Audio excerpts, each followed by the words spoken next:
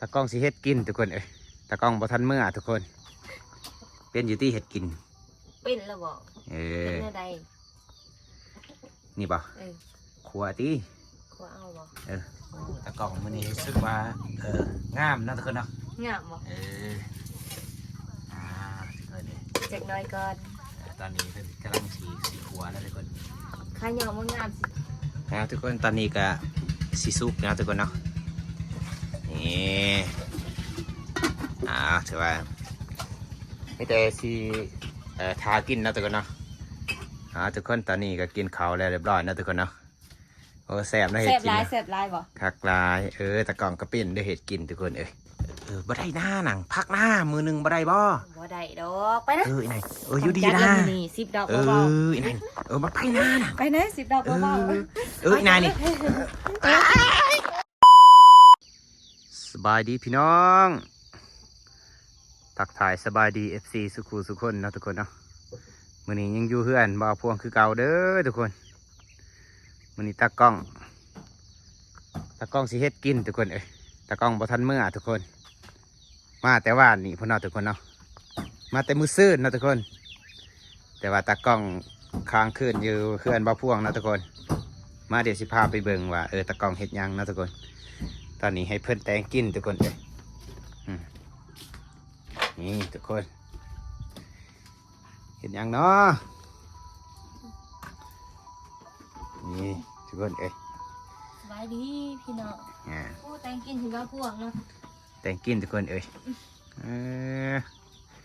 าชิเปิดไฟกันทุกคน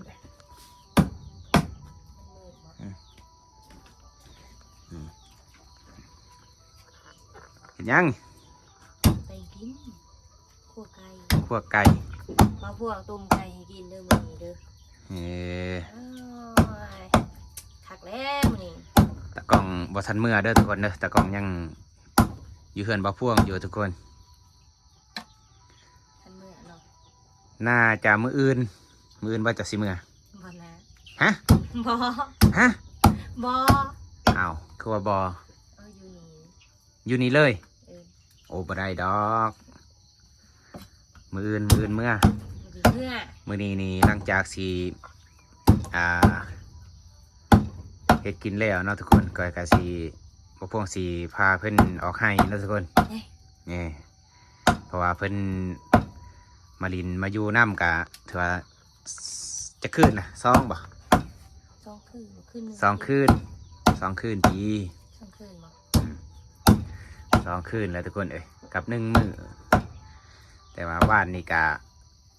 บ่พวงออกให้เนาะบ่ได้ส่วนเพิ่นออกทุกคนวันนี้ให้เพิ่นเฮ็ดกินทุกคนแต่ว่าข้าวน้ำเพิ่นกันสุกเรียบร้อยเนาะให้เพิ่นหนึ่งทุกคนบ่าวพวงกันกำลังตื่นทุกคนตอนนี้ก็เวลาก็ประมาณ7 โมงแล้วทุกคนสิเฮ็ดกินเฮ็ดอยากก่อนทุกคนนี่เป็นอยู่บ่เฮ็ดกินนี่เป็นอยู่ที่เฮ็ดกินเป็นแล้วบ่เป็นอะไรนี่บ่ขัวติ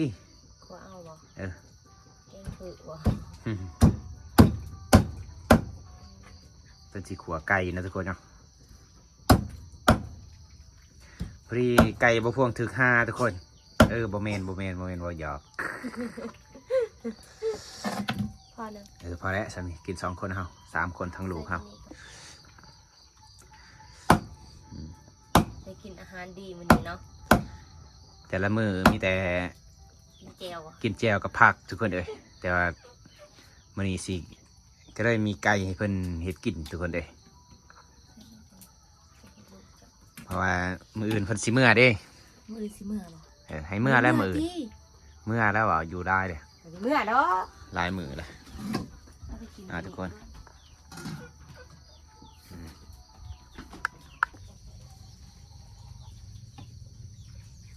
เห็นยังใส่เครื่องป่ะ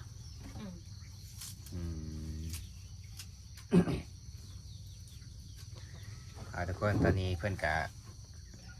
กำลังสีขัวแล้วทุกคนใส่เครื่องหอมเรียบร้อยเห็ดแซ่บๆเด้อตะกล่อง เห็ดกินทุกคนเลยเอาเห็ดแสบแสบเพิ่นว่าส่วนมะม่วงกันมาปีกซีนทุกคนเลยนี่ปีกซีนเนาะปีกซีนทุกคนนี่ตะกล่องแกเห็ดกิน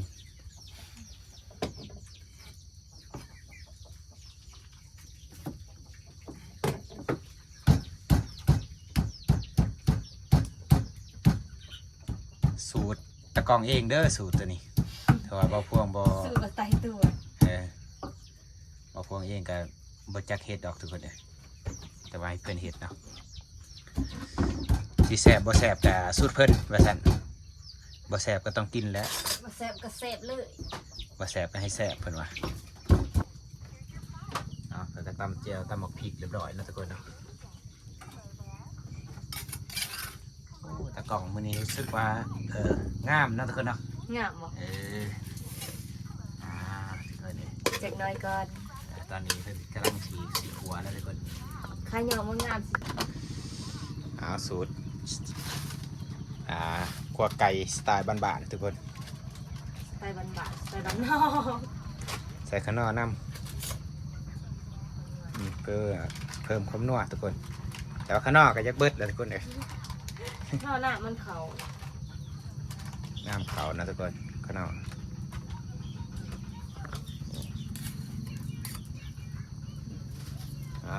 ใช่เลย ขาด นี่ เลย ปะนี่ไปอย่าไปอีก นี่นะทุกคน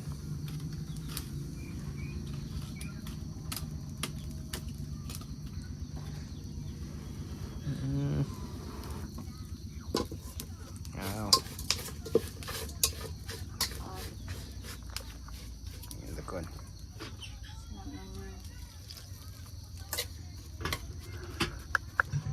ทุกคนตอนนี้ก็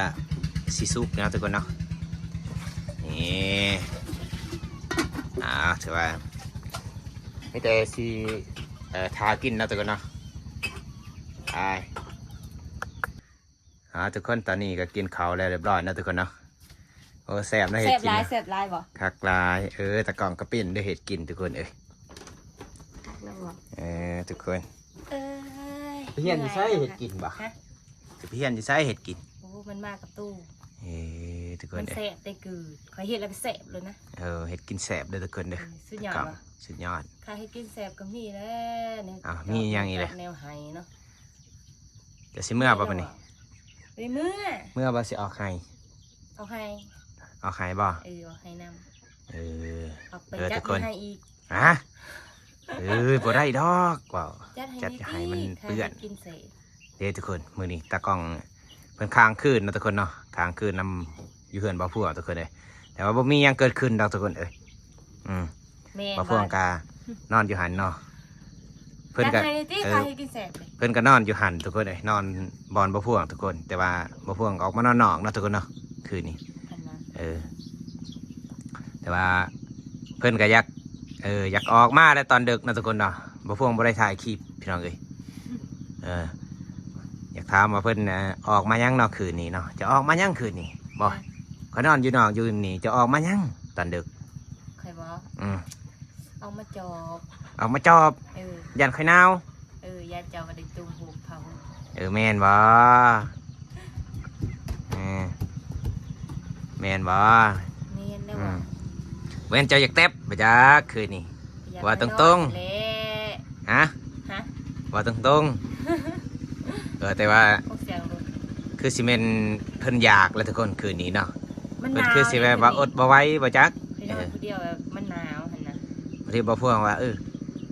ไปนอนหน้าเพิ่นก็ไปนอนนะทุกคนเนาะแต่ว่าเพิ่นมาจับนั่นจับนี่บ่พ่วงโอ้ยบ่พ่วงตายแล้วทุกคน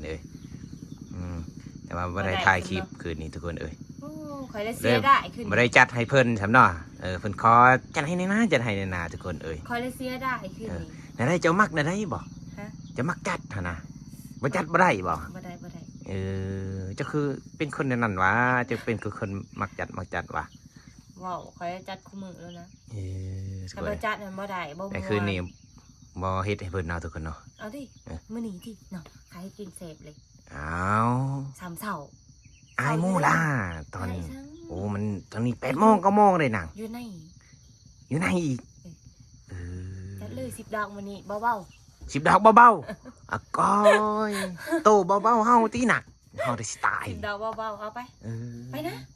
เฮาสิตายเลยนางเอ้ย10 ดอก ไปตายอีสัง10 ดอกเบาๆไป อ่ะ2 ดอกหน้านาง พอนะบ่ได้ดอก 2 ดอกบ่ได้บ่ ระดับคอยหันหาขึ้นไป เอาทุกคนเอ้ยฉันเอา5นางเอ้ย เอาหาบ่ เอา5 มันคือสิบ่คักปานใดติหา โอ้ยบ่ไหวนะนาง10 ดอก โอ้คืนนี้ก็บ่ได้จัดซ้ำไปอุตส่าห์ว่าสิออกมานอนน้ำเจ้าก็ไล่คืนนี้เขาแหละ ไล่เลยเฮา เอ้ย บ่มักปานใดหน้านางเอาขมึก 10 ดอกเบา